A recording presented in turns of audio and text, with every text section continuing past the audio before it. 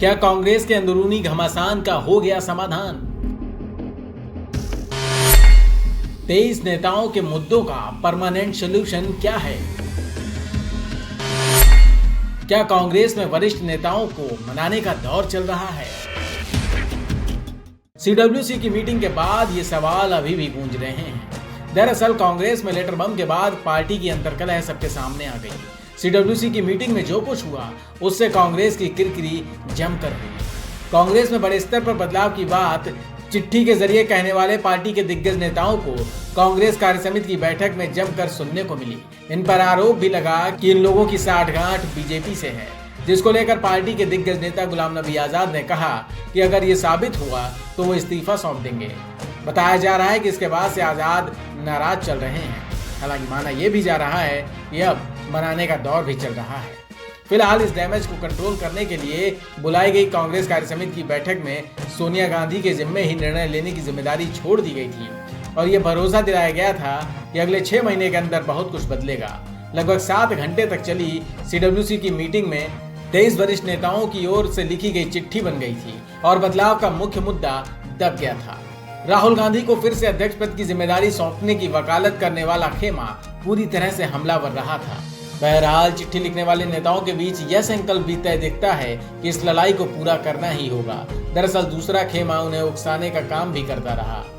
बैठक के बाद से मंगलवार तक अलग अलग नेताओं की ओर से चिट्ठी लिखे जाने की आलोचना की जाती रही है।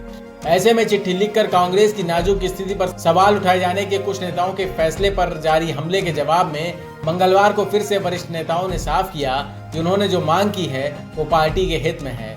वह अभी भी उस मांग पर डटे हैं। संकेत साफ है कि अब की कांग्रेस के नेतागण इसे अंजाम तक ले जाना चाहते हैं। कपिल सिब्बल, आनंद शर्मा, विवेक तन्खा, मुकुल वासनिक जैसे कई नेताओं ने फिर से ट्वीट कर इसकी झलक दिखा दी है। मंगलवार को सबसे पहले कपिल सिब्बल ने अपने तेवर से इजहार किया। उन्होंने बिना किसी पृष्ठभूमि के ट्विटर पर लिखा, किसी पोस्ट की कोई लालसा नहीं है, मेरे लिए मेरा देश सबसे अहम है। सोमवार को भी उन्होंने तब राहुल गांधी का नाम लेते हुए तीखी प्रतिक्रिया जताई थी जब ये अटकलें लगी थी कि राहुल ने इन नेताओं पर बीजेपी से साठगांठ का आरोप लगाया। हालांकि बाद में सिब्बल ने इस ट्वीट को हटा लिया था। वहीं आनंद शर्मा, विवेक तन्खा जैसे नेताओं ने भी ट्वीट के जरिए कांग्रेस नेताओं को ही संदेश दिया कि वो बागी नहीं है। इन नेताओं ने कहा कि चिट्ठी को बगावत के रूप में नहीं बल्कि पार्टी के हित के रूप में देखा जाना चाहिए।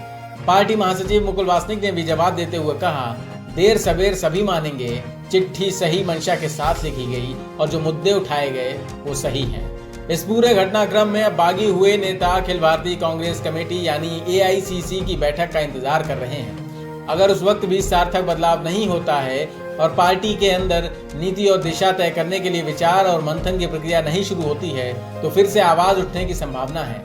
वो विद्रोह की स्थिति भी हो सकती है।